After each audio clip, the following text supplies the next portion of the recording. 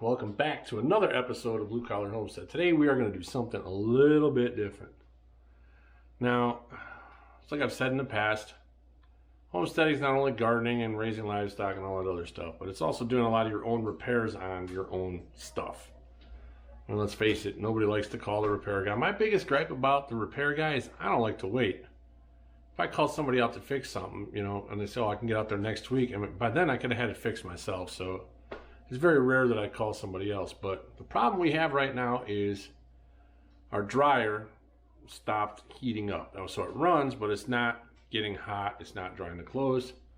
It's probably the heating element, but I'm going to take the dryer out and open it up and kind of show you what's going on in there. And we're going to fix it. So like I said, the biggest problem we're going to have, though, is when I'm going to show you in the laundry room back over this way, behind this door. When they build these houses, this is your standard like 3-bedroom ranch. It's not a huge house at all, by all means, but they put these little laundry rooms in. Yeah, you can see our wall we built for all the canned goods, but they really wedge the washer and dryer in here. This room is maybe a little over 5 feet long and probably about 5 feet wide. It's probably like 5 by 5, I'm guessing.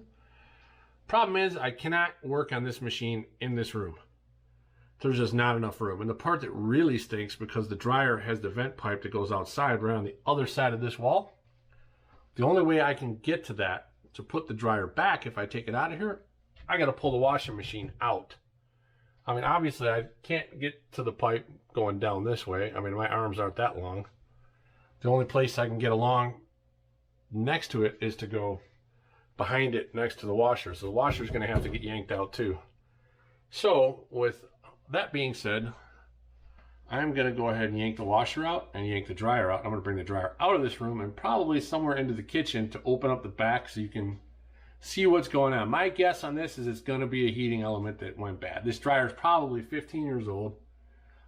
I'm not a big fan of the new ones with all the electronic gizmos on them, so these are super easy to work on, and the parts are pretty cheap. So let me get these out of here, and then I'll come back to you, and we'll open this up, and we'll see what's going on.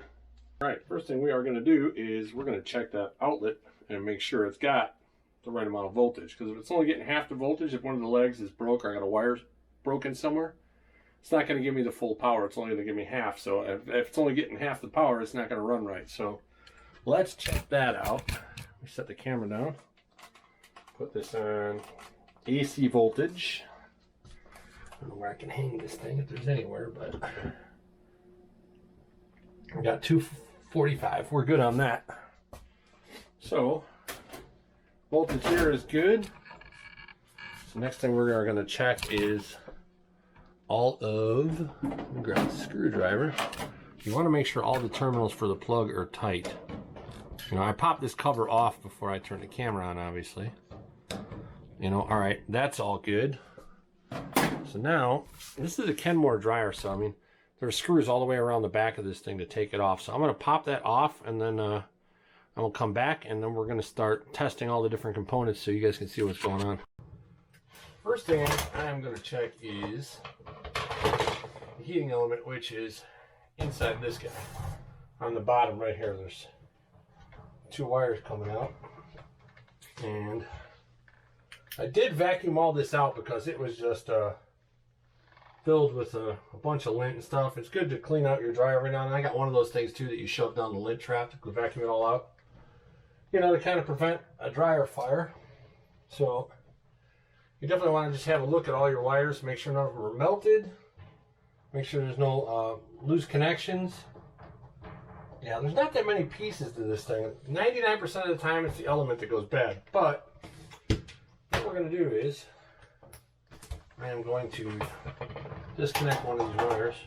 Okay, that one was on the top there. Alright, now I'm just going to disconnect both of them. So we're going to throw the meter on that and see what it does. For this though, we are going to put it on a continuity test. So that works. And it sounds like I don't have anything. It sounds like my suspicions were correct. I think the heating element's gone on this one. So There we go. I know that the whole heating element comes out. All right, let's see.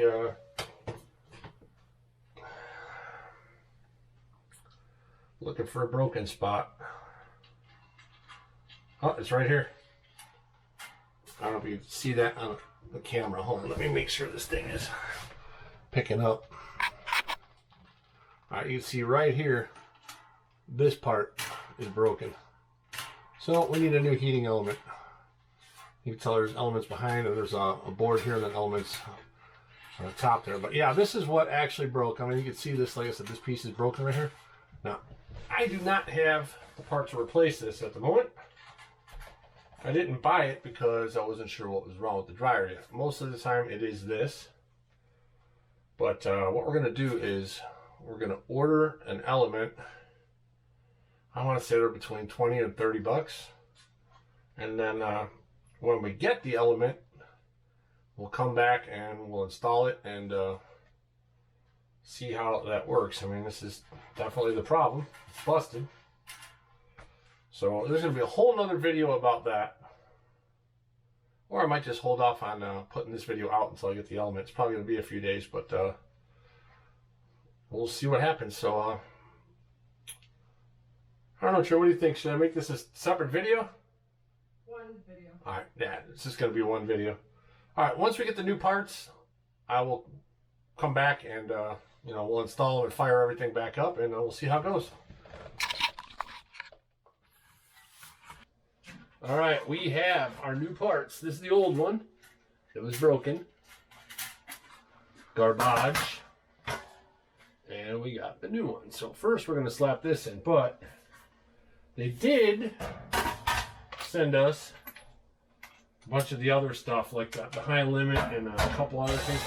We're going to replace a bunch of stuff as long as we're back here, just so I don't have to do this again for a while. I do like these older machines. They're easy to work on, and they seem to last quite a long time if you know what you're doing when you're working on them. So, where did those screws go? There we go. If you've never done this before, definitely take pictures of where all the wires go so you don't put them in the wrong spots, if you will. Now, all these old parts I took off, I am going to save, because you never know if one of these goes bad and I got to replace it again. At least I know I can put one of these in to hold me over until the new parts show up. So, all right, it appears everything is back. All the wires are nice and tight. New element is in.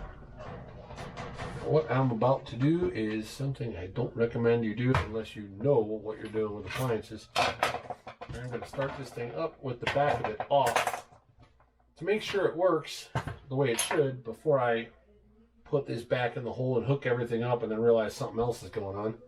It should work, but you never know. It's always good to test your stuff before you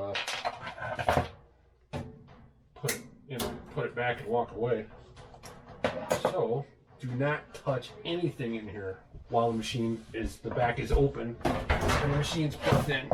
It will zap you and it will hurt. All right, let me plug this in. Let's turn this on. Just like this. See how this works. I can smell it.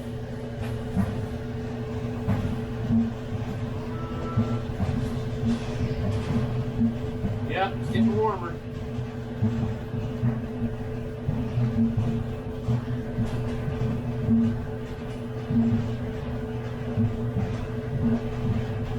Yep, that's working. So, let's see if I can get a really cool shot. Hold on a second. What we're going to do is I'm going to see if I got to take this camera off here, but see if I can get a really cool shot of the element actually doing its thing. Yeah, you can see the element is red hot in there. Yeah, this is definitely it. It's working, so. Alright. right, I think we're good. Well, let me shut this thing off. And that's pretty much it. So there's not a whole lot to these dryers. So if you ever run across a problem with an electric dryer, YouTube is your friend. So definitely get on YouTube or look up how to take it apart. There's not a whole lot to these machines. So just be careful. Make sure you unplug it before you do anything. And that's pretty much it for this video. I'm going to put the back on and load it back into the spot where it belongs and stuff and call it wonderful. So like, subscribe, and share, and we will see you on the next one.